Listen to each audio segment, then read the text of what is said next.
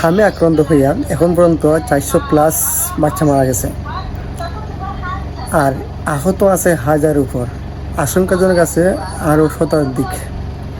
এগুলি বর্তমান প্রেক্ষাপটের অবস্থা।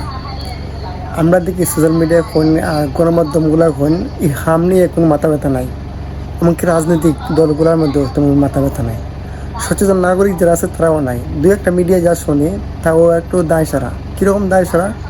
তারা সবাই ইউনিট সরকারের দোষ দেয়, এই ইউনিট সরকারি কাজ করছে, ইউনিট সরকারের সম্পূর্ণ দায়।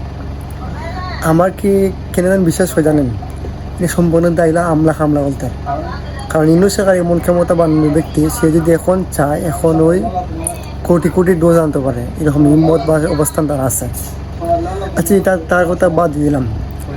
এই বর্তমান সরকার প্রায় 3 মাস হয়ে যেতেছে তার ক্ষমতা আছে। এই 3 মাসে কী করছে? প্রতিনিয়ত নতুন নতুন আক্রান্ত হইতেছে। এই সরকার তার ভূমিকা কীটা? এরকম প্রশ্ন কেউ করে না। সবাই আছে তেল মারাত।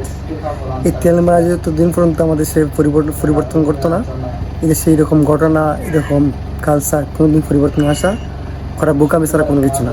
এটাই বাস্তবতা। এই দিন প্রতিনিয়ত মানুষ মরতেছে, এটার সংখ্যা বাড়তেছে। যার মরতেছে সে না বুঝতেছে মরা হারানোটা বেদনা কত কষ্ট, কত কঠিন। আমি কয়েক জায়গায় দেখলাম একজন বিয়া করেছে, একটা ফ্যামিলি, প্রায় 17 বছর পর একটা বাচ্চা হয়েছে। 17 বছর পর বাচ্চা চিকিৎসা করতে 17 বছর পর বাচ্চা হওয়ার পরে এই বাচ্চাটা হামে মারা গেছে। তার দিয়ে আর্তনা, তার দিয়ে মনের খান্দা, তার অন্তরে যে খান্দা, এই খান্দা আপনাকে কোনোদিন উত্তর দিতে পারবেন বা এটার দায় নিতে পারবেন?